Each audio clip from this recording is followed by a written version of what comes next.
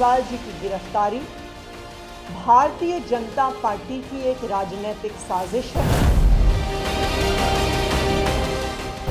आपके कर्म ऐसे हैं अरविंद केजरीवाल जी कि आज दिल्ली की जनता पटाखे बजा रही है आपकी गिरफ्तारी में।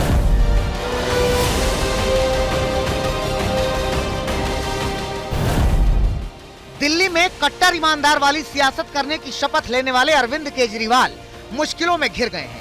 कभी करप्शन के खिलाफ जंग छेड़ने वाले केजरीवाल लोकसभा चुनाव से ठीक पहले शराब घोटाले में गिरफ्तार हो चुके हैं, लेकिन केजरीवाल अभी भी खुद को देश के लिए समर्पित बता रहे हैं।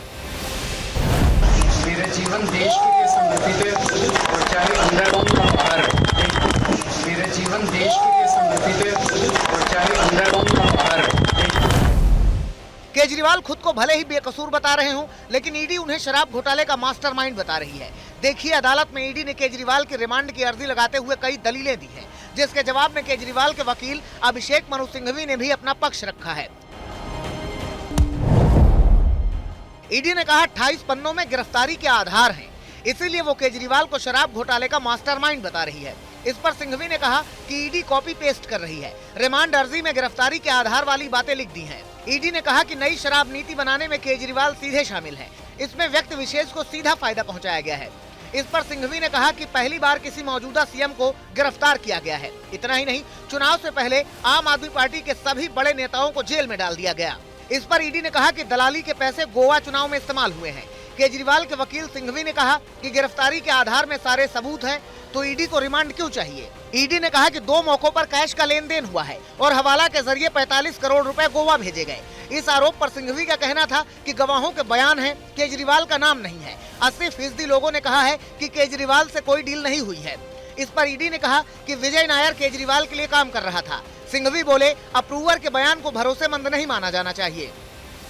रमेश गुप्ता ने पहली ही लाइन ये कहा कि ये जो जमानत, ये जो रिमांड लेटर है और ग्राउंड बताए गए हैं रिमांड के लिए, उसकी पहली ही लाइन बहुत ही फुस कर देती है इससे पूरे मामले को, क्योंकि उसमें लिखा है कि अरविंद केजरीवाल को आम आदमी पार्टी के प्रमुख या मुख्यमंत्री की हैसियत से नहीं बुलाया गया।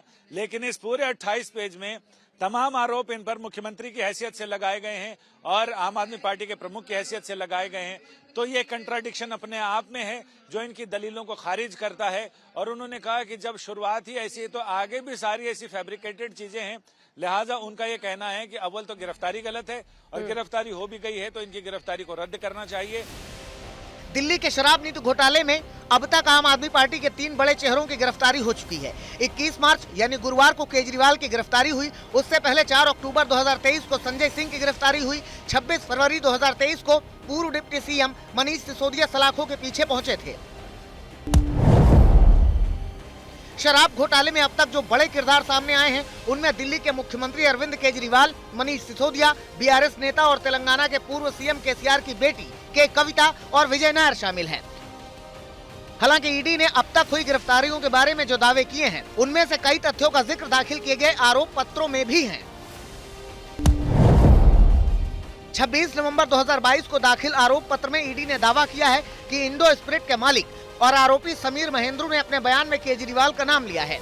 ईडी के मुताबिक विजय नायर ने समीर महेंद्रू की मुलाकात केजरीवाल से फेस टाइम पर कराई थी। दावा है कि तब केजरीवाल ने विजय नायर को अपना आदमी बताया था। इसके अलावा सिसोदिया के निजी सचिव सी अरविंद ने भी कहा है कि शराब नीति बनाने से पहले होलसेलर को 12% कमीशन देने की चर्चा सीएम केजरीवाल के घर पर उनके सामने ही हुई थी। उसी बैठक में दिए गए नोट पर नीति बनी थी। अगर केजरीवाल को इसमें सरगना माना जाए, किंगपिन माना जाए या पूरा कर्ता धर्ता माना जाए, तो विजय नायर उनका कारिंदा था, जो के कविता और बाकी अन्य लोगों और केजरीवाल के बीच की कड़ी था। वही इधर की बातें उधर, उधर की बातें उधर पहुंचाया करता था। एक तरह से कहें तो वो हरकारा था, जो यहाँ की चिट्ठी वहां ले जाता था, वहां की चिट्ठी यहाँ लेकर आता था। और इसके साथ ही ये भी कहा गया है, ईडी ने मनीष सिसोदिया और विजय नायर को केजरीवाल के घर पर बुलाया था और वहां शराब नीति से संबंधित दस्तावेज तैयार हुए थे, पैसे दिए गए। ईडी ने यह भी कहा है कि 2 मौके से आए हैं जो हमारे पास इस बात के सबूत हैं कि 100 करोड़ रुपए दिए गए हैं। तो ऐसे में उन 100 करोड़ रुपए के लेन देन के तार केजरीवाल से सीधे सीधे जुड़ते हैं। लिहाजा हमें ने रिमांड पर लेना है और रिमांड पर लेकर ये जो तमाम हमने ग्राउंड दिए हैं, उन ग्राउंड पर केजरीवाल के बयान को भी कसना है। इन खुलासों के बाद प्रवर्तन निदेशालय ने 2023 से ही केजरीवाल से पूछताछ करने के लिए समन जारी करना शुरू किया था, लेकिन अक्टूबर 2023 में पहला समन पाने से लेकर मार्च 2024 में 9वां समन पाने तक केजरीवाल ईडी के सामने पेश नहीं हुए। हालांकि केजरीवाल का दावा है कि वो हर समन का जवाब देते रहे हैं। बीजेपी उन्हें चुनाव प्रचार से रोकने की कोशिश कर रही है।